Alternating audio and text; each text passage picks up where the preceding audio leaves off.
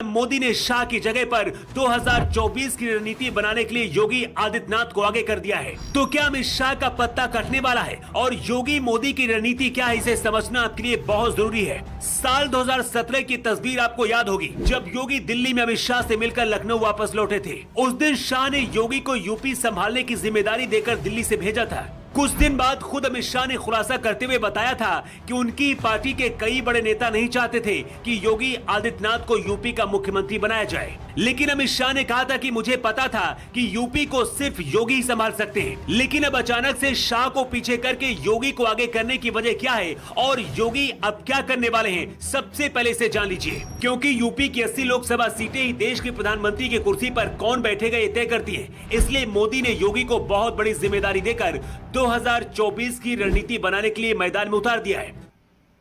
अस्सलाम वालेकुम वरहमतुल्लाहि वबरकातुहू। अज़ीज़ान मिल्लत इस्लामी, आप तमाम उम्मती को अबू फज़ल की तरफ से सलाम अर्ज़ है। घर में बड़ी पर्दानशीन इज़्ज़तदार माँ और बहनों को अबू फज़ल की तरफ से सलाम अर्ज़ है। बहरहाल अल्लाह से उम्मीद है आप लोग खैरियत से होंगे, अल्लाह की हिफाजत में होंगे। इन मलूनों की मलामत से, इन फ़िरक़ा परस्तों की फ़िरक़ा परस्ती से, इन दरिंदों की दरिंदगी से, इन मॉबलिंचरों की मॉबलिंचिंग से, इन बलात्कारों की बलात्कारी से महफूज होंगे। अल्लाह आप लोगों को अपने हफ्ज़ अमान में रखे, अल्लाह अपनी हिफाजत में रखे, अल्लाह हर आबा से, हर शर से आप लोगों को महफूज रखे। बहरहाल मेरे अज़ीज़ दोस्तों, मेरे भाइयों, मेरी माँ और बहनों, देश के हालात से भी आप लोग वाकिफ़ हैं और देश के बाहर के हालात से भी आप लोग वजह वाक़िफ़ हैं। लेकिन आप लोगों को देश से ही जुड़ी एक ख़बर आप लोगों को दूंगा, जो कि आप लोगों के लिए जानना, सुनना और समझना बहुत ज़रूरी है। क्योंकि ये फ़िरक़ा परस्त ताकतें या खंड भारत बनाने वाले, हिंदू राष्ट्र बनाने वाले आज अपनी खुद की जगह बचाने के लिए एड़ी चोटी का जोर लगा रहे हैं। इनकी ऐसी दुर्गत हो गई हुई है। अब वो कुछ मिसरा मशहूर हैं जो दोहराना नहीं चाह रहा हूँ मैं, ये बीच के हो गए हुए हैं अभी। अब जो है सो लाठी सीधे किसके ऊपर गिरी है, जैसा सन्यासी पार्टी बनाने का ऐलान करा, जैसा बोला कि ये लोगों को खुले तौर पर, ये लोगों की एक मीटिंग हुई, मीटिंग में खुले तौर पर कह दिया उसने कि मैं एक पार्टी बनाऊंगा। जिस तरीक़े से बीजेपी भी मैंने बनाई थी उसी तरीक़े से बनाऊंगा और तुम लोगों की सारी पोल खोल दूंगा, तुम लोगों के सारे कट्टे खोल दूंगा और बता दूंगा देशवासियों को कि तुम लोग क्या चाहते हैं देश से, देशवासियों से तुमको कितनी मोहब्बत है, कितना लगाव है, ये सारे पर्दे फाश करूंगा। ये सुनते ही हमारे फेकू मंत्री ने ऐलान कर दिया, जो कि मोटा भाई जो इनके जानशीन थे कल तक, जो इनके बिल्कुल खांधे से खांधा लगा के चल रहे थे और जो पार्टी को बनाने में, निखारने में, संवारने में इतना बड़ा रोल किया था, उनको नाक के नेट जैसा निकाल के फेंकते हैं, जैसा टट्टी करके जो है सो उठ जाते ये लोग, पत्ते से पोंछ लेते, वैसा यूज एंड थ्रो इसको निकाल के फेंक दिया मोटा भाई को। और मोटा भाई उछलने की कोशिश करा तो उसको खुले तौर पे कह दिया कि पुराने केसेस तेरे पूरे ओपन हो जाएंगे, इसमें कोई कंप्रोमाइज़ नहीं होगा और सारे चीज़ें तेरे को पता चल जाएंगे। ये कहते ही जो है सो मोटा भाई को दिल में दर्द चालू हो गया। फिर दवाखाने में जाके उन्होंने 7 घंटे 20 मिनट दवाखाने में थे। उसके बाद ना उनको कोई पार्टी की तरफ से ना कोई देखने गया, ना कोई हाल पूछा उनसे, ना खैरियत दरियाफ्त की। यानी मेरे अजीज़ दोस्तों, मेरे भाइयों, आप लोगों को बताने का मतलब ये है कि इस पार्टी में ये औकात रहती सबकी।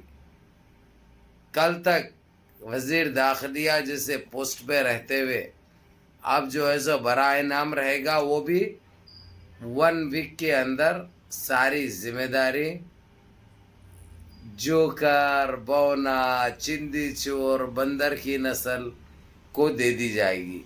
क्योंकि उसको इसलिए दिए जा रही है क्योंकि उसने बोल दिया मैं सारे पर्दे फाश करूंगा, सारे पर्दे फाश करूंगा, हाल हकीकत बता दूंगा। तो इसीलिए अब ये हमारी मूत्र मीडिया, टट्टी मीडिया, गूकी मीडिया सच्चाई नहीं दिखाती, ये आधी सच्चाई भी नहीं दिखाती।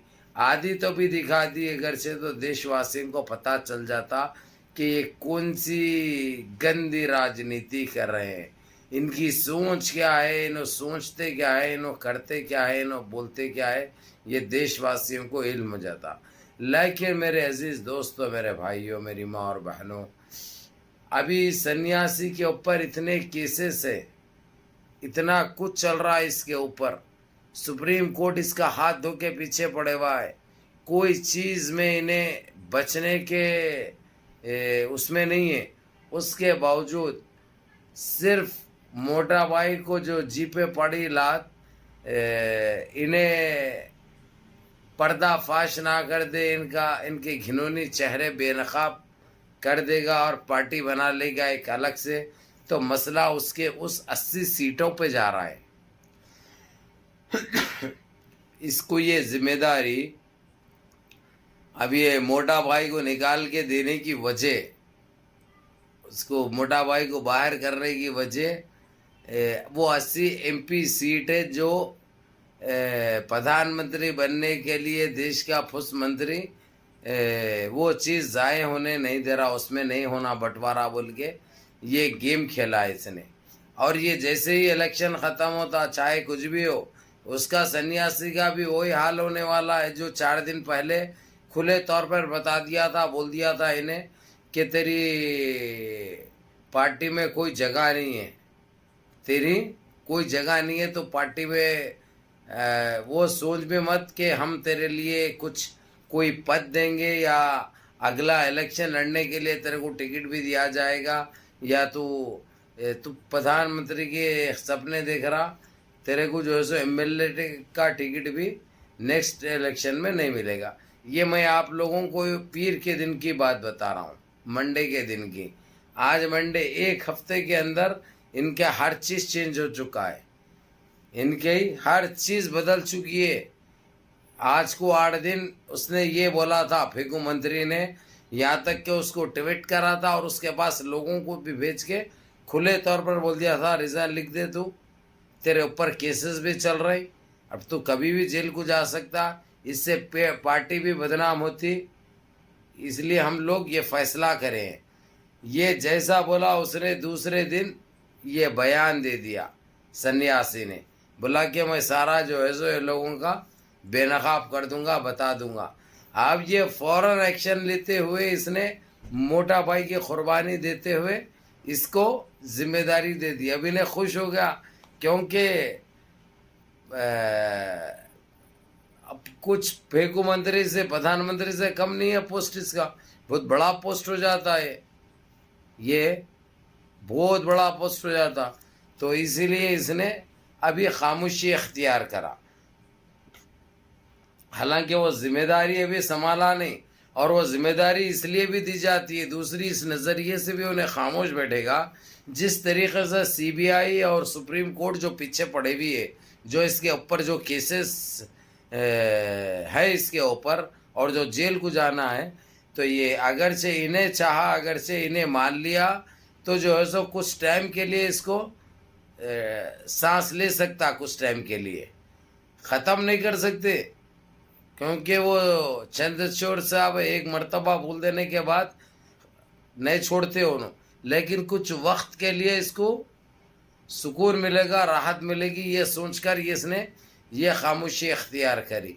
तो मेरे अजीज़ दोस्तों, मेरे भाइयों, ये इतने नीच है ये लोग, इतने जलील है ये लोग, ये किसी के नहीं होते, ये किसी के नहीं होते।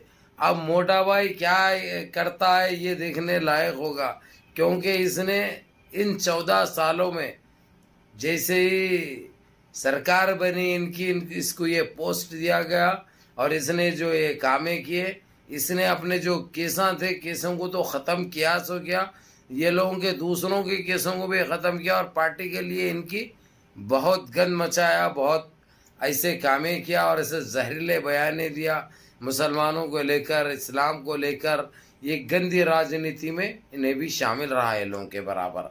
लेकिन ऐसे आदमी को भी, जबकि आप लोगों को ये बता दूं, मैं लास्ट इलेक्शन में जब जिस वक्त इसको सीएम बनने से रोका जा रहा था, ये पार्टी के मेंबर्स थे जो इसने सीएम बनने के खिलाफ थे, सन्यासी के लिए, बौने जोकर के लिए। लेकिन ये अपनी तौर से फैसला करते हुए इसको सीधा यूपी भेजा, भेजकर कह दिया कि जो है सो तुमको सीएम बनना है। फिर बाद में इसने बातों बातों में कह दिया, बड़े बड़े नेता आए थे, बड़े बड़े लोग थे जो इसको सीएम नहीं देखना चाह रहे थे, लेकिन मेरी ये सोच थी कि यूपी को यही संभाल सकता है, इसलिए मैंने ये फैसला किया, इसका ये कहना था। अब जो है सो यानी वैसे आदमी को जो इसको इख्तियार दिया, एक जिम्मेदारी दिया था, एक भरोसा किया था, वैसे आदमी की जगह को ये किस तरीके से हथियाता है वो भी देखने लायक होगा। बहरहाल कैफ अभी मसला बड़ा उसमें आ चुका है, देखने लायक है इंशाअल्लाह। बहरहाल मुनज़्ज़म रहिए, मुत्तहिद रहिए, अपनी सफ़ों में इत्तेहाद बरकरार रखिए, नमाज़ों की पाबंदी करिए, माँ बाप की खिदमत करिए, बड़ों के अहकाम पे अमल करिए और अपने इस भाई को भी दुआओं में याद रखिए। अस्सलामु अलैकुम।